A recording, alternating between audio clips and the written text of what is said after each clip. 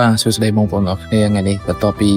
ថតតែងហើយយើងទៅបដូរសម្លៀកបំពាក់នៅកន្លែងហាងម៉ូស្បាយើងដើរទៅដើរមកហើយយើងបានបដូរសម្លៀកបំពាក់ទៅមានការធូរបន្តិចព្រោះសម្លៀកបំពាក់ពេលស្លៀកទៅវាតានតឹងបន្តិចដល់ពេលយើងបដូរវិញទៅមានអារម្មណ៍ថាធូរដើរមកថតរូបថតអីទៅគឺវាសោះស្រាយបន្តិចចូលមុននឹងបែកយើងដល់ថតហើយទស្សនវិជ្ជាក្នុងកគឺស្អាតហើយនេះយើងដើរទៅថតរូបថតអីជាមួយខាងប្រពន្ធរបស់ខ្ញុំអញ្ចឹងណាហើយដោយសារយើងដើរទៅដល់មកហត់ដែរអញ្ចឹងទៅក៏អត់បានដើរទៅដល់កទេដោយសារយើងថតតែហ្នឹងវាច្រើនពេកអញ្ចឹងទៅយើងដើរមើលទស្សនវិជ្ជាជុំវិញហ្នឹងហើយយើងថតបានមួយចំនួននៅតាមកន្លែងរូបចម្លាក់បាច់រចនារបស់ខាងប្រាសាទអង្គរវត្តយើងអញ្ចឹងណាអញ្ចឹងទៅយើងថតរូបថតអីបានតែនៅជុំវិញហ្នឹងទេអត់បានចូលដល់អង្គរទេដោយសារហត់ពេកថ្ងៃក្តៅដែរអញ្ចឹងណាហើយតាំងពីទៅត្រូវថតជុំគ្នាមួយខាងបងប្អូនថ្លៃគាត់មកនិយាយទៅយកមកពីគូអញ្ចឹងទៅខាងគូនេះគេថត3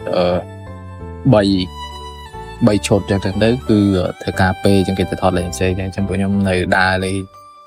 នៅកសិនទៅតែប៉ិតមកត្រូវដើរបាន4កន្លែង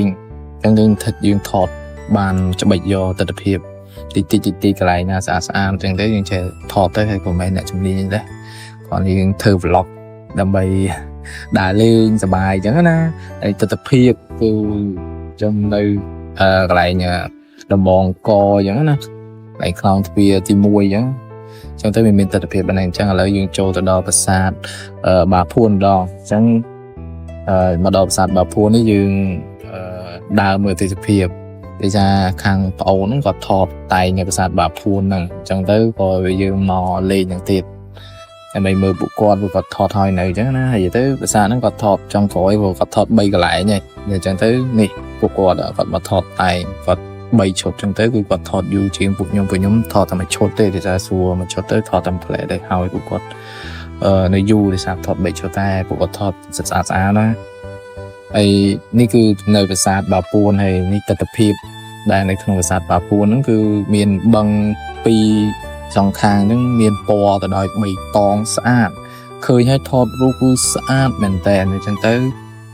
យើងក៏បានដើរថតជុំវិញហ្នឹងហើយថតនៅតាមមុខប្រាសាទបាពួនអញ្ចឹងនេះត្រង់ទីប្រាសាទបាពួនមានលក្ខណៈបែបហ្នឹងណាហើយចូលមកឃើញកូនស្វានេះក្បាលខលកូនស្វានេះដើរស៊ីចំណីបោចខ្ទេចបោចខ្ទីហើយនឹងឲ្យយើងថតរូបនៅតាមជាអញ្ចឹងទៅបានចូលដល់ក្នុងភាសាខាងស្រីគាត់ហប់ដែរអញ្ចឹងទៅគាត់ដើរចូលធ្វើតាជាថតរូបអញ្ចឹងទៅក៏តោះទៅវិញហើយក៏មកថតនៅខាងក្រោមដងពណ៌បៃតងនេះអញ្ចឹងទៅតែប៉ុន្តែវាមានស្អីនៅពីលើដូចចកអញ្ចឹងវាធ្វើឲ្យទឹកទៅពណ៌បៃតងហើយនេះខ្លោងទ្វារដែលគេអាសាមកថតដែរស្អាតទីតាំងនៅទស្សនវិជ្ជានៅអង្គរយើងដើរបានច្រើនកន្លែងស្អាតណាទស្សនវិជ្ជាទីហ្នឹងហើយយើងថតរូបថតអីទៅក៏មើលទៅស្អាតនៅរូបថតច្រើនមិនបានផុសទេអញ្ចឹងទៅយើងថតវីដេអូសិនឥឡូវយើងមកប្រាសាទបាយ័នវិញម្ដងដើរថតជុំវិញប្រាសាទបាយ័នថតទស្សនវិជ្ជាពីក្រៅពីឆ្វេងពីស្ដាំអញ្ចឹងណាដើរមកមើលឲ្យស្គាល់ព្រោះមកពីបេដងដែលបានមកប្រាសាទបាយ័នទេគឺដើរតែនៅអង្គរសោះដើរអង្គរហើយទិញណាទៅណីអញ្ចឹងទៅហើយឥឡូវយើងដើរបានច្រើនកន្លែងតិចហើយមកប្រាសាទបាយ័នគឺទ្រង់ទ្រាយនៅដដែលហើយក៏វាមានចំណាស់តាមទៅយ៉ាងចាស់ជាងក៏ប៉ុន្តែក្បាច់រចនាអីក៏នៅតែស្អាតដែលគេឆ្លាក់តាមជាងអញ្ចឹងណាហើយយើងទៅយើងដើរចូលបានប៉ុណ្ណឹងនៅប្រាសាទបាយ័នថតរូបថតអីអញ្ចឹងណាហើយក៏មានការហត់ដែរដោយសារខែក្តៅដែរហើយអញ្ចឹងទៅរៀងហត់ហើយអញ្ចឹងទៅយើងថតបានបន្តិចអញ្ចឹងទេអត់បានច្រើនទេហើយបន្ទាប់មកក៏យើងចេញពីប្រាសាទបាយ័ននេះយើងដើរចេញពីប្រាសាទបាយ័នទៅថាណាត់ប្អូនជីឡានមួយគ្នាក៏តែឥឡូវប្អូនជីចេញទៅបាត់យើងដើរមកខ្លោងទ្វារទន្លេអ៊ុំវិញម្ដងគឺនិយាយទៅដើរ3គីឡូជាងពីប្រាសាទបាយ័នមកខ្លោងទ្វារទន្លេអ៊ុំនេះដោយសារពួកយើងចង់សាកដើរតែអាចដើរដល់ឯងគឺទីបំផុតយើងដើរដល់មែនគឺ3គីឡូដើរដល់អានេះនៅចូលខាងក្នុងខ្លោងទ្វារ